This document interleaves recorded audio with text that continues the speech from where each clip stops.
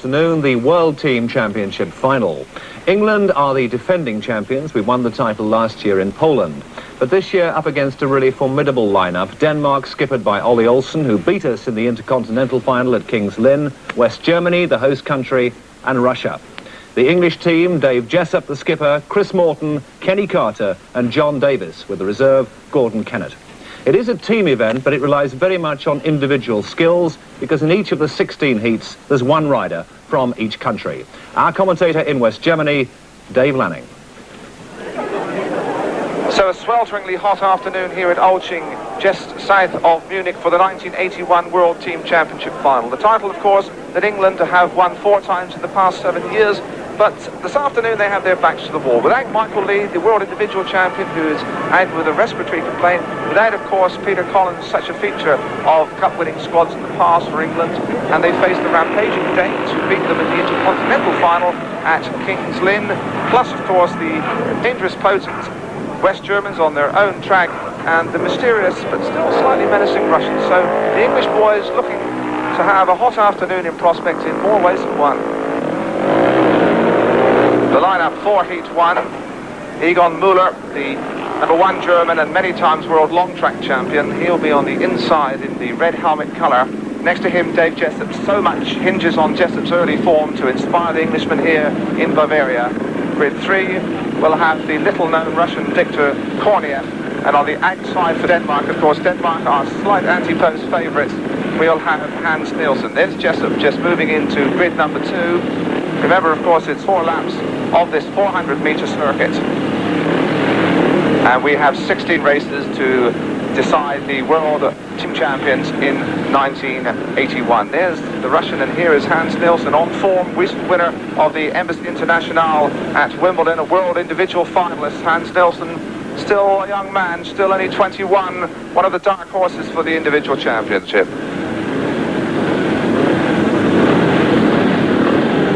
So the lineup for Heat 1, Muller on the inside, Jessup's in grid 2, in grid 3 is Viktor Korniev, and on the outside we have Hans Nielsen. Remember, 3 points for a win, 2 for a second, 1 for a third, no score for a last place. You really can ill afford to finish last in a World Championship. And away they go. It looks like Jessup has got the run up to the first corner. Nielsen with trouble on the outside. Jessup leads it. Second place is Muller. Third around the outside is the Russian Korniev. But it's Jessup in front and the Dane. Nielsen at the back after a terrible start. Nielsen now bursting through on the inside of the Russian Korniev, so he's into third place, and Muller's chasing hard after Dave Jessup. There is the battle, and Egon Muller on home dirt looks a lively handful. Jessup and Muller trying to wind it all around the outside. And Nielsen is back in touch, and this is a lively start to Heat 1. And Jessup has got to go for his life as Nielsen now comes up on the inside of Muller. And the first 3, there's not very much to choose between first and third, as Nielsen now moves through on the inside, and Jessup has stopped. Jessup's in trouble.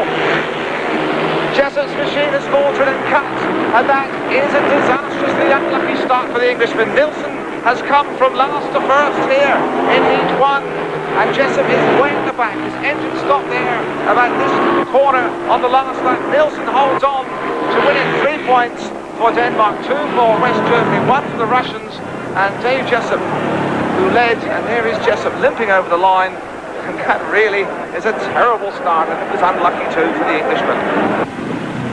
And the rider delaying the start of heat number 4 is the Russian captain, Valery Gordeev, an old campaigner. We've seen him several times in individual and team cup events. Here's Kenny Carter for England, 20 years old. Kenny in his first World Cup final. A lot of responsibility on his shoulders because Denmark have made a tremendous start. Grid 2 has Valery Gordeev. Grid 3 is young Tommy Nansen, again only 19 years old, on the outside here for West Germany, and he could be a threat. George Hack. Here we go, heat 4.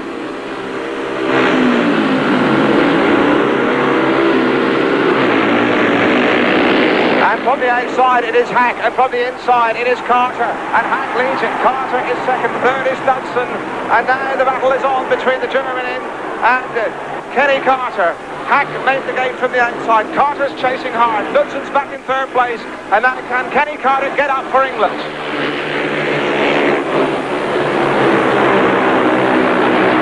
And it really is getting tight there, and Carter will give nothing away as Hack locks up, and now Knudsen is up in contention around the outside of Kenny Carter for England, and here come the Danes.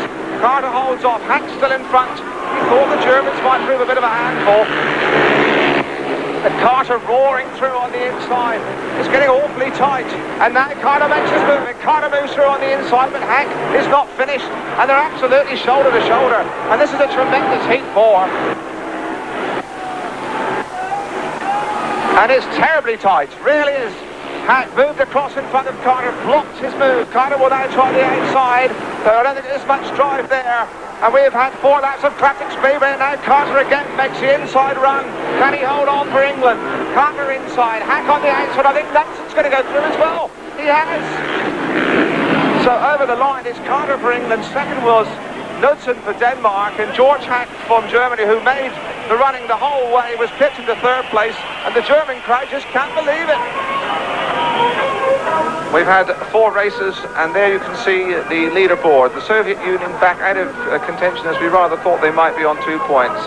England battling hard after a disappointing start on 7 points. Denmark on 10, the clear leaders. And the West Germans, who we thought might be a lively handful on home dirt, on 5 points.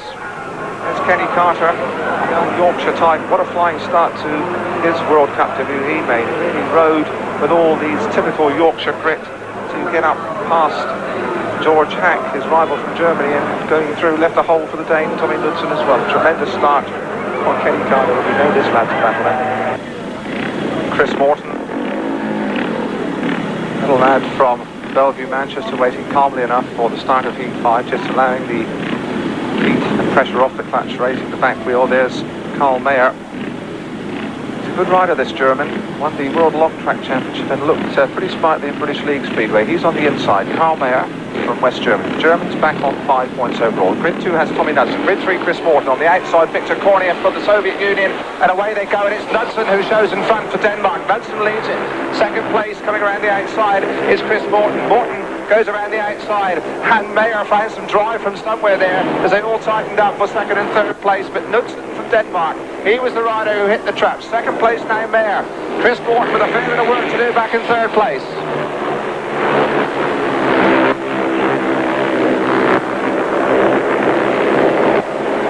Well, as you can see, the dust is starting to fly. It is very, very dry and sweltery out there. It can't be too much fun being in the crowd as these riders go roaring by. Here is Knudsen for Denmark, and he is a bright young man, and Morton is making his big effort for second place, and he's gone around the outside of Karl Mayer. Could be a valuable point for England as the big 2, as we rather expected, begin to get their teeth into this World Cup final. Knudsen up front. Morton is really getting it all wound on now, and he's made up an awful lot of ground on Tommy Knudsen, and we just wonder if he's left his effort a bit too late. They're into the last lap, 400 metres around here, and Morton is still battling, and he might just catch Knudsen, and Knudsen is suddenly aware of him, moves over, blocks his line. A win for Denmark. Second, Morton. Good effort from the Bellevue Manchester rider, and third, Karl Mayer from West Germany. Well, they're packed in shoulder to shoulder here in Olching. There's not a lot of cover, but on an afternoon like this, I'm quite sure these fans are enjoying the sunshine. Heat 8, the lineup. George Gilgenreiner, experienced German campaigner, 27-year-old, moved back on the inside. Next to him, in the blue helmet colour, will be Hans Nils from Denmark. A somewhat fortuitous winner first time out. Grid 3 has Valery Gordea from the Soviet Union. On the outside, John Davis for England. England lead points from Davis in Heat 8. We have 5 adrift for the Danes. Nielsen is a dour campaigner who gives nothing away. He's in Grid 2. Davis it is who is delaying the start. He got squeezed out in his first ride. He'll be anxious to make a better break this time. Heat 8.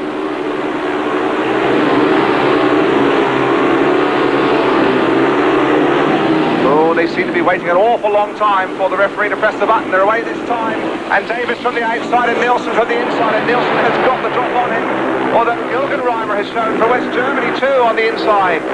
So it is now a real back battle with Nielsen going around the outside and Davis going under Gilgenreiner very hard indeed. So Denmark, England, Germany, that's the way they line up here in Heat 8. And now Davis must really chase hard and try to find a passage somehow past Hans Nielsen. And Nielsen is not the kind of guy who normally leaves much room for speculation. Nielsen who leads, Davis chasing. Third place still is Gilgenreiner. Some rough treatment on the first lap there. And, well, it's getting so dusty out there. It's difficult for the crowd to see what's going on. And also the riders, but John Davis it is who's still making the effort for England in second place. And Nielsen seems to be countering his every move. Clever tactical ride by the Dane, and Davis is trying so very, very hard. He's tried inside around, bursting through on the inside, and I think he might just get up here, and Nielsen holds him out. Tremendous piece of action, England and Denmark. Nielsen outside, Davis on the inside. He almost squeezed by there, but the Dane is going to hold on. Nielsen wins it, Davis is second, the German Gilgenreiner was third, but another superb race in the dust, and John Davis really rode his heart out for the Lions there. And so midway through this World Team Cup final, and some anxiety in the England camp. They're now 6 points behind, Denmark on 20, England on 14, the West Germans still breathing down England's neck on 12, and the USSR out of touch on 2. England have already surrendered one world crown this year, the world pairs, to the Americans, and have got to get things together and make their big effort in the second half of the programme. Heat 9 with Denmark really now just needing to hold on, and England and indeed Germany needing to produce something very special to catch them. Heat 9 has John Davis on the inside for England. There's JD, who's ridden awfully hard for 3 points in his first two rides. The Russians, who have really trailed quite disastrously, bring in their reserve Anatoly Maximov in blue for Valery Kordaev. George Hack there, and there's the team manager for Germany, Manfred Poschenreiter. George Hack it is in white, and on the outside the Great Dane, Ole Olsen. Olsen with a second and a third from his two rides.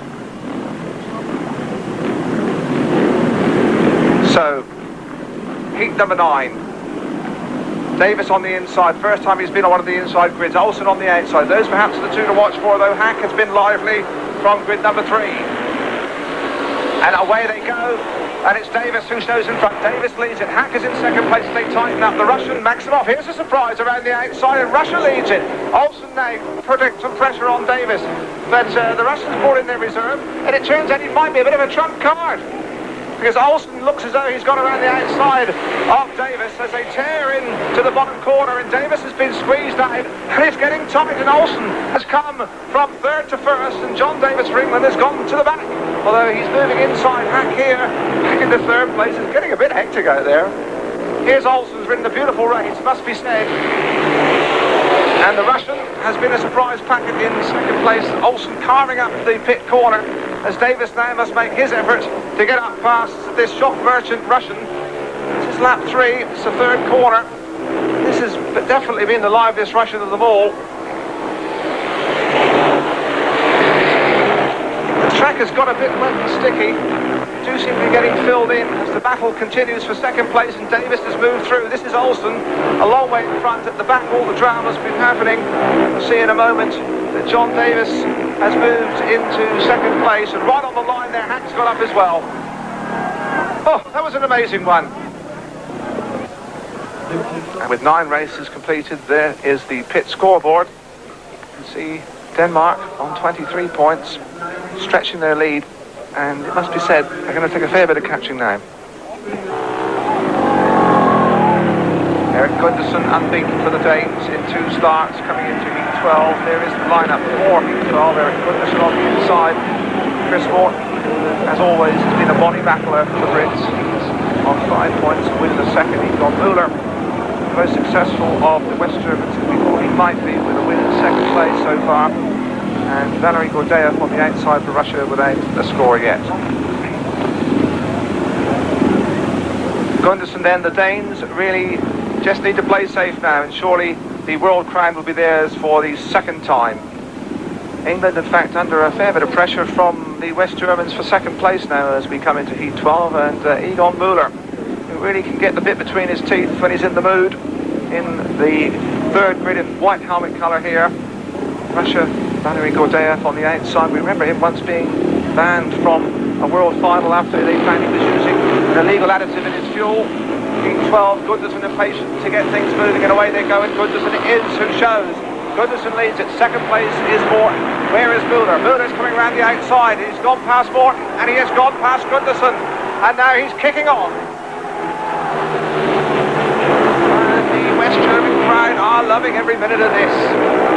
So long an unfashionable nation in World Speedway. They're showing the big guns the way home, and Muller has got Eric Gundersen behind him, and Chris Morton is losing touch in third place, and it really has been the most disappointing afternoon for England. It must be said, they're under strength, we know, but we rather felt they might get up and beat the Germans. It looks like the jubilant and buoyant home nation are going to perhaps finish in second place, a marvellous achievement, although Morton has got back up onto the back wheel of Gundersen. Here's the battle into the last lap now, and Chris Morton has gone past Gundersen, and now he's going after Mayer and Muller, and just when we thought all might be lost, Morton has produced his party piece. Oh, what a super ride. Just when we thought that the lion's tail was down, Morton has produced his party piece around the outside of Gundersen, now around the outside of Muller, and he wins Heat 12. And at long last, the Union Jacks are hoisted proudly around Olching. A really superb ride from Chrissy Morton. Just when it looked that all was lost, he's given the Lions something to fight for. Well, let's just have a look at that incredible last lap from Chris Morton again. He suddenly has gained ground on Eric Gundersen. He sails around the outside of him with everything going, and then picks up on Egon Muller. I don't think the West German was looking for him at all, and around the outside again in a really perfect piece of timed overtaking. Heat 13, the last quarter of the 1981 World Cup final, and the Danes, who have been in front throughout, now looking for just 5 points from these last 4 races for their second success in these championships. Tommy Knudsen it will be who will anchor their hopes here in Heat 13, and really if he wins this one it will surely all be over bar the shape. He's got Egon Muller out there to contend with on the outside from West Germany. As always, an accomplished performer, lifts himself and his riding ability in front of his home crowd, who idolise this young man. He's from Kiel, a bit of a pop star, Egon Muller. He's been in the German charts on several occasions. Now it's not pop records, it's track records he's chasing in Heat 13. With Knudsen on the inside, John Davis got 5 points. It's been a bonny battler, hasn't had much luck for England. Grid 3 has Viktor Kuznetsov from the Soviet Union, and there is Muller, who really has given the crowd plenty to leap upon their toes for here in Olching this afternoon. So Heat 13, Knudsen on the inside, Davis Grid 2, Kuznetsov Grid 3, the outside, the home idol, Egon Muller. Heat number 13. And who would it be who breaks? In fact, it was Kuznetsov from Grid 3 who gets away, though Davis has shifted him over there. Knudsen's got a clear run on the inside. He leads now with Muller in second place. Davis is third. And the Denmark contingent on their feet now as Knudsen goes for home, although he has got Egon Muller buzzing most energetically on his back wheel, and Davis is moving it as well now. And Davis has shoved them over out the way, or has he? In the melee, it is Muller who shows in front, and Knudsen's going after him, and again, we're getting something of a classic here.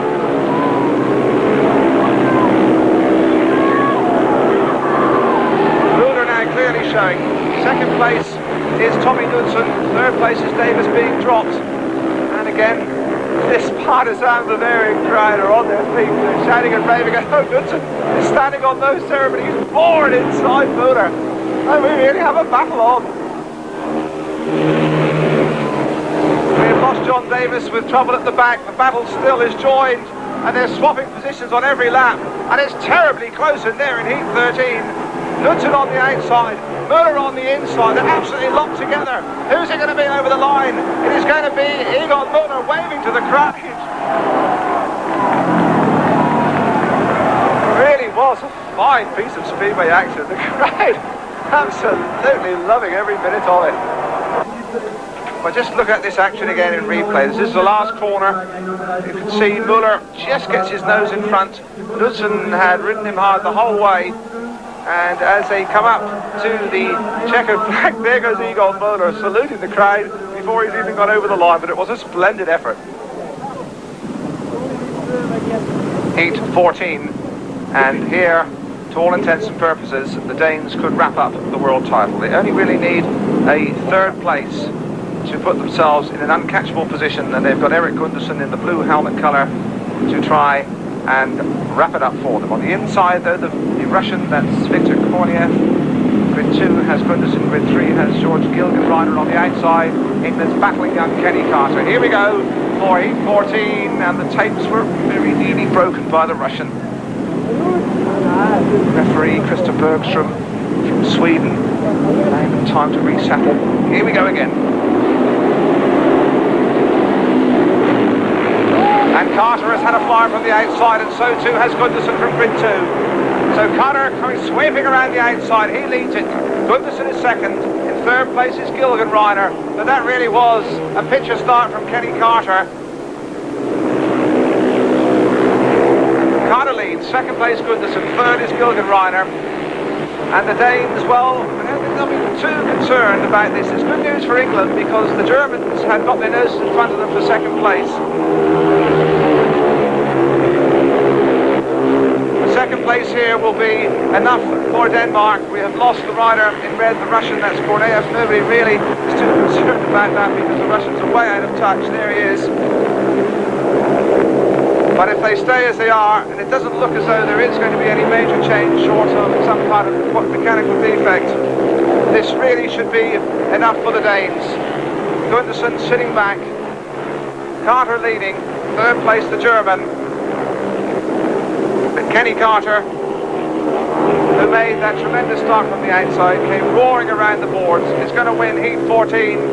But that effort has just come a bit too late for the English side because the Danes, with that second place, as Gundersen goes over the line, have now wrapped up their second World Cup success, and they're going to be waiting for him back at the pit gate.